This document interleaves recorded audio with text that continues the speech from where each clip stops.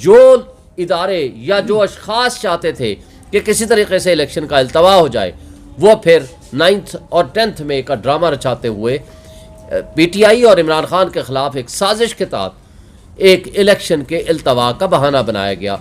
और जो इमरान खान ने आज से तकरीबन 1 साल पहले कहा था कि ये मुझे जेलों में बंद करेंगे, मुझे ये नाअहल करेंगे, ये उस लाडले सुपर लाडले को यहाँ लाएंगे, नवाज शरीफ को ये यहाँ मुकदमात से बरी करेंगे और उसके बाद PTI को डिसमेंटल करने की कोशिश करेंगे, क्योंकि ये लंदन प्लान का हिस्सा है और वही वो कर रहे हैं।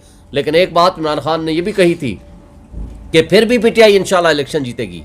अब ये इलेक्शन से भाग रहे हैं।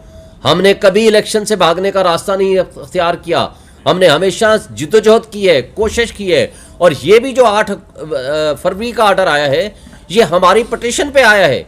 हमने और सुप्रीम कोर्ट बार ने ये पटिशन फाइल की है, जिसके ऊपर चीफ जस्टिस साहब ने 8 फरवरी की डेट कंफर्म कराई है, फैसिलिटेट की है, जो कि हुई है with the consultation of the president of Pakistan and election commission. और कहा है ये पत्थर पे लकीर है। अब इसको अगर डिले करने की कोशिश हुई तो ये तौहीन अदालत भी होगा, ये आइन की सस्पेंशन भी होगी, जिसको जस्टिस अतर मिनल्ला साहब आप लेटेस्ट अपने आर्डर के जरिए ये लिख चुके हैं। और ये जो आज ड्रामा रचाने की कोशिश कर रहे हैं शहबाज शरीफ, नवाज शरीफ या बाकी जमातों वाले, जो ये कह रहे हैं कि हमने इलेक्शन के अल्तवा की कोशिश की है, ये सब फ्रॉड है, ये गलत है, ये झूठ पे मबनी है। इसलिए हम इसको मुस्तरद करते हैं। और इलेक्शन कमीशन जो अपनी गैर जानिबदार उनको होना चाहिए था, वो जानिबदारी का मुजाहरा कर रहे हैं।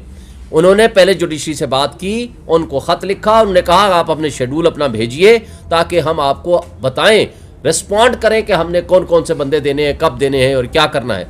लेकिन उनको दोबारा लिखने की बजाय उन्होंने उन मैनेजमेंट के एग्जेक्टिव के लोगों को डिस्ट्रिक्ट रिटर्निंग ऑफिसर और असिस्टेंट रिटर्निंग ऑफिसर बना दिया, जो कि पहले ही बायस हैं हमारे खिलाफ, हमारे लोगों को उठा रहे हैं, मुकदमात बना रहे हैं, पाबंद सलासल कर रहे हैं, 3 MPO के तहत उनके खिलाफ आर्डर्स कर रहे हैं। तो वो क्या इंसाफ पे मबनी वो इलेक्शन कराएंगे। लेकिन उसके बावजूद हम ये मुतालबा करते हैं कि फौरी तौर पर कल तक ये इलेक्शन शेड्यूल का अनाउंस करें, ताकि प्रोसेस ऑफ इलेक्शन डिले ना हो। अगर आप करेंगे तो ये उसी तरह का जुर्म होगा जो ऑलरेडी आपने 30 अप्रैल को इलेक्शन ना करा के किया, जो आपने 14 मई को इलेक्शन ना करा के किया, जो आपने 8 अक्टूबर को इलेक्शन ना करा के किया, बल्कि प्रेसिडेंट ऑफ पाकिस्तान ने जो तारीख प्रपोज की थी 6 नवंबर वाली, उसको भी आपने इलेक्शन नहीं कराया।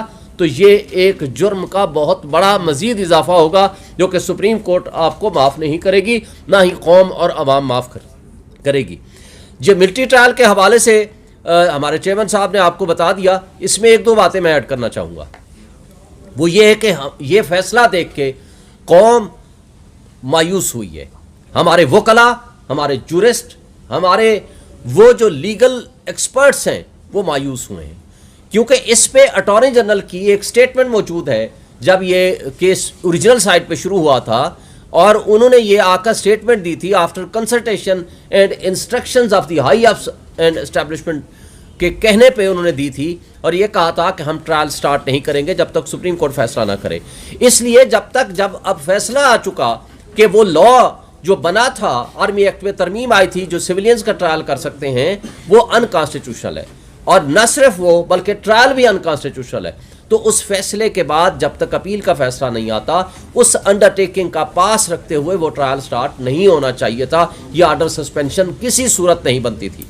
दूसरी बात, इसमें विद रिस्पेक्ट हमारे सीनियर जज जस्टिस तारिक मसूद साहब ऑलरेडी अपने पिछले फैसले के पैराग्राफ 3 में ये लिख चुके हैं कि ये 184(3) का केस नहीं बनता।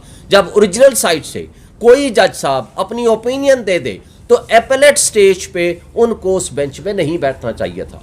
फिर तीसरी बात, जस्टिस एजाज उल हसन साहब ने जो खत लिखा कि ये कमेटी का फैसला हुआ था, ये 7 मेंबर बेंच होगा और सीनियर मोस्ट जज साहिबान उसमें शामिल होंगे।